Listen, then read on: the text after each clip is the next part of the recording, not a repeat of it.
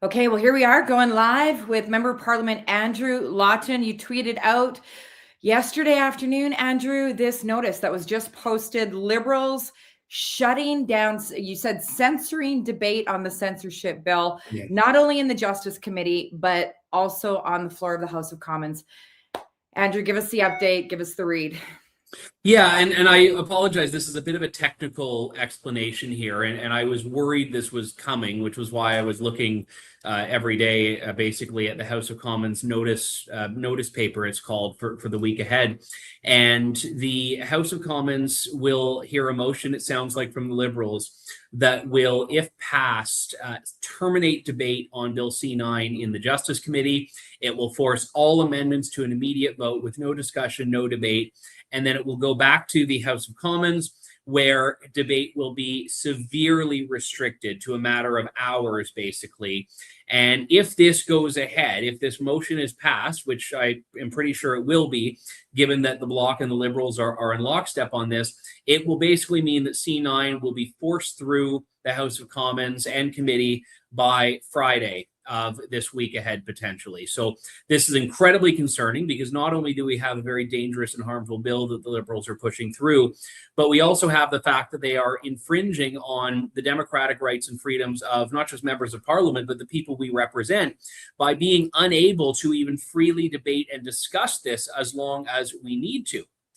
And why that's important is because we told the Liberals that we were going to be reading into the record in committee letters from faith leaders, from people of faith, from Christians, pastors, Muslims, Jews, all across this country into the record, because people have been sharing these very thoughtful and heartfelt letters, people who feel very personally hurt by what Bill C9 is going to do in making it so that you can now be criminally charged, potentially, for quoting certain verses of the Bible. And now we won't be allowed to do that. We will not have the latitude to do that before the Justice Committee. This is, as I mentioned in my post last night, censoring debate on the Liberal censorship bill. And this is exactly why we don't trust them on matters to do with freedom of expression.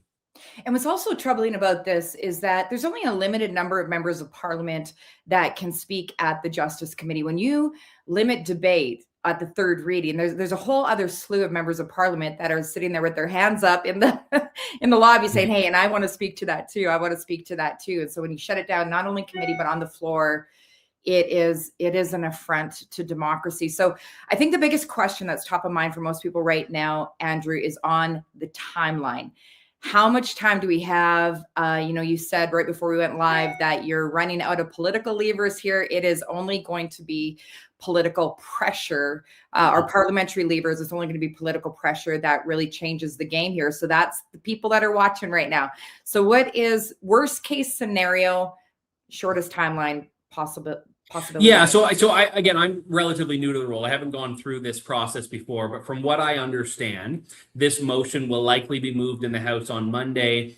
And if it's passed, it will go to a vote, this motion. Then the Justice Committee will probably be recalled on Wednesday, and C9 will pass through Justice Committee in that meeting, because one of the clauses of this motion is that the next meeting of the Justice Committee is not allowed to adjourn until C9 is done. So even if it takes until 4 a.m., we will be there, because this bill will compel us to do it, but it will also not allow us to debate. So there are some very concerning clauses and provisions in this, things that we were hoping to work through. None of that will be able to be done. And so if that happens, then it has to be sent right back to the House for what's called report stage, which is basically voting on amendments that may have come out of committee. And this motion will limit report stage to just one day, which would be Thursday, most likely. And then third reading, which is the last step before a bill goes to the Senate, it limits that to one day as well, which would be Friday. So the worst case scenario timeline, from as I understand it, is going to see C9 potentially rammed through committee without scrutiny and due process on Wednesday, and then forced through the House of Commons on Thursday, and then Friday finally. Okay, thank you for explaining that timeline.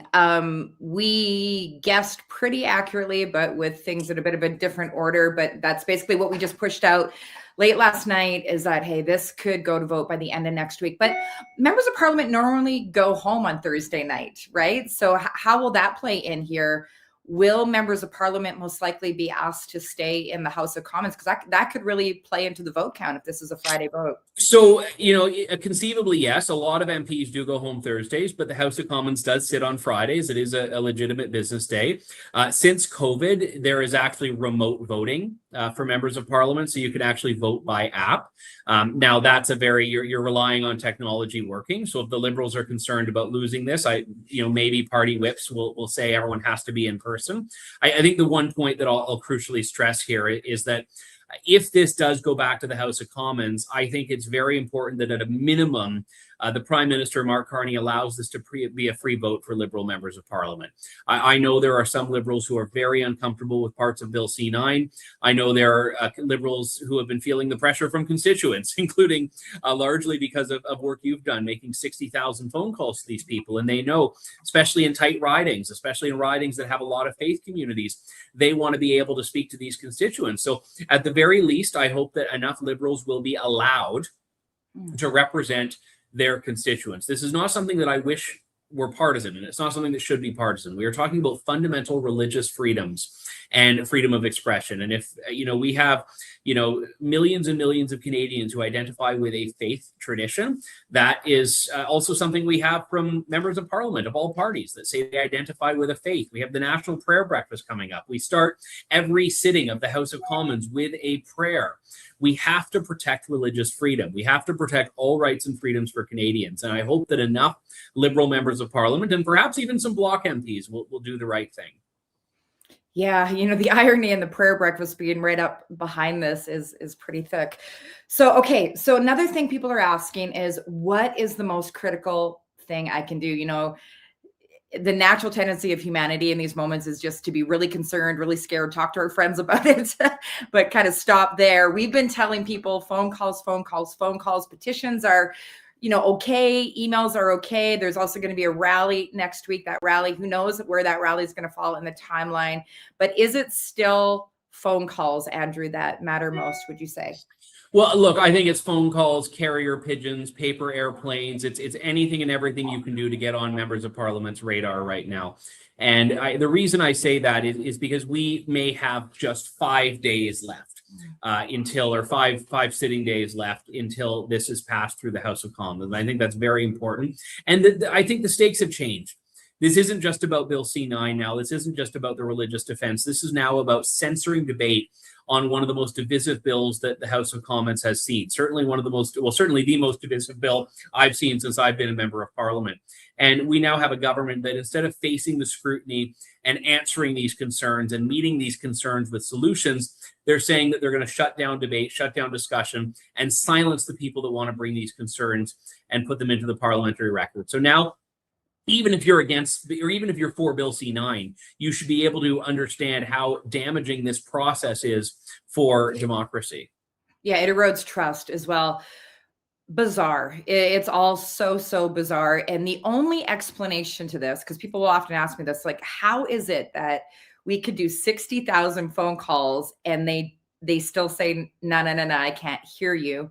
And the only real explanation for that I can understand is that they do not yet believe that this will be politically damaging enough to them to actually do this. So that means that the only solution to turning this around is more grassroots political pressure.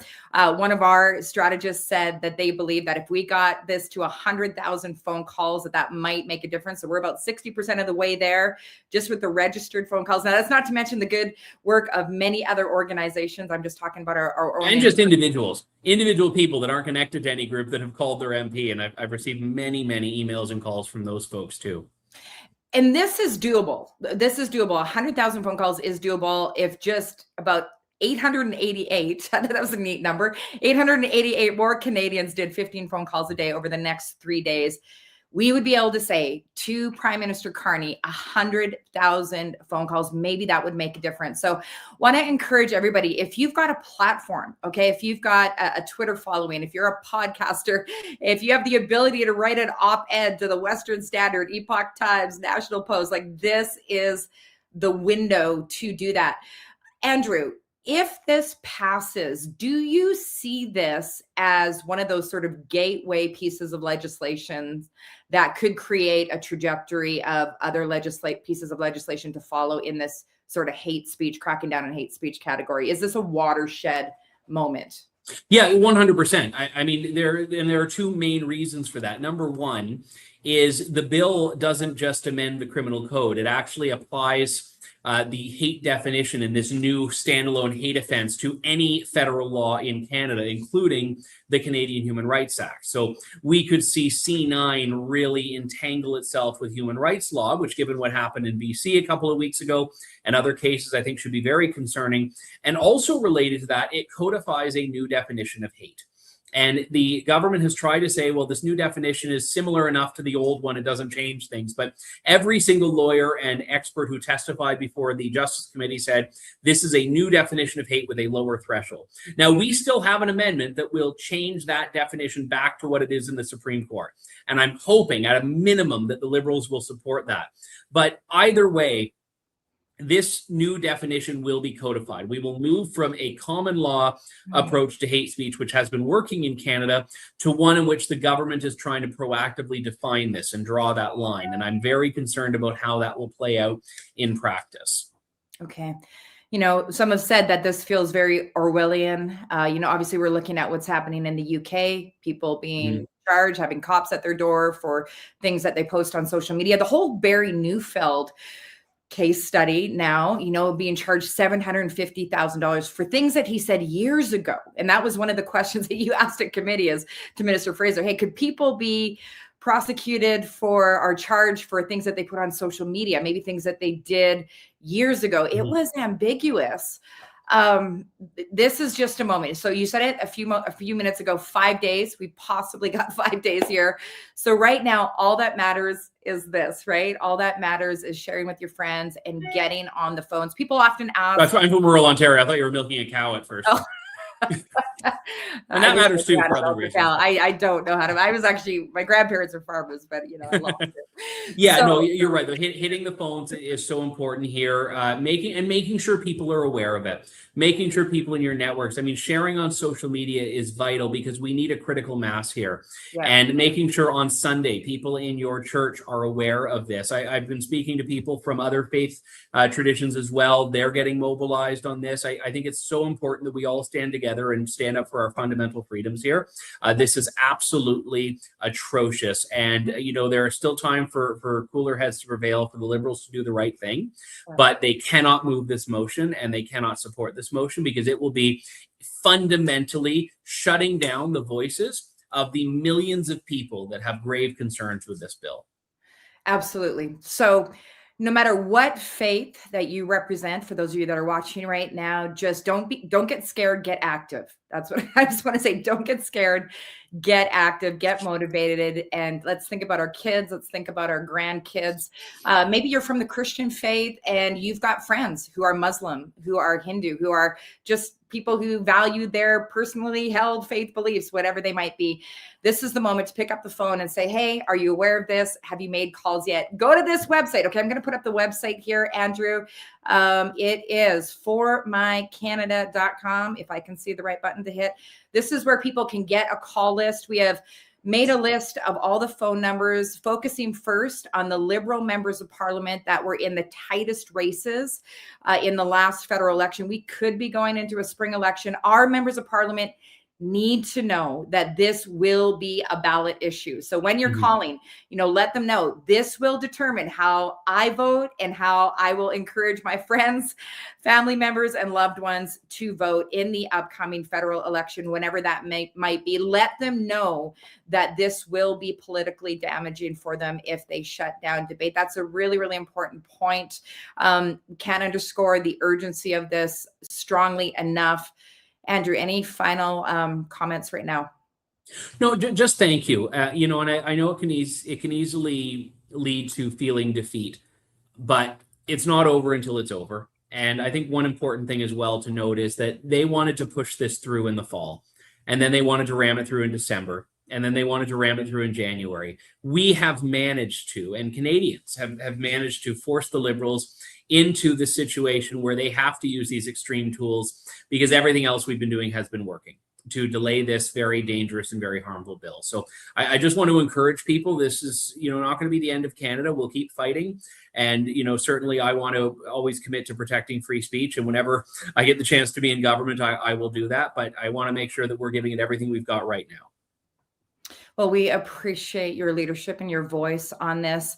I'm going to do an authentically emotional close here right now and just say to everybody, no matter what happens, let's determine that in the next 5 days, we are going to live our lives in such a way that we'll be able to look at our kids and look at our grandkids and say, in the moment that mattered for faith, freedom in Canada, we did everything that we could. Tonight's not a night to go to the movies. Tonight's a night to work the phones and to be present in this moment. So do whatever you can. If each one of us can commit to 15, 20, 40 phone calls a day over the next few days, it will make a difference. And better yet, share it with your friends. Member of Parliament, Andrew Lawton, the incredible, amazing. Follow him on Twitter. I'm sure you will be giving us updates in real time as soon as you have them. Thank you so much for taking time out of your busy schedule today, Andrew. Thank you. And thanks for all you're doing. And I know I'll see many of you on Wednesday on Parliament Hill at the rally. I'm looking forward to that. But we're back in Ottawa on Sunday night, and we're going to keep fighting for this. So thank you. Yeah, let's go. If not now, then when?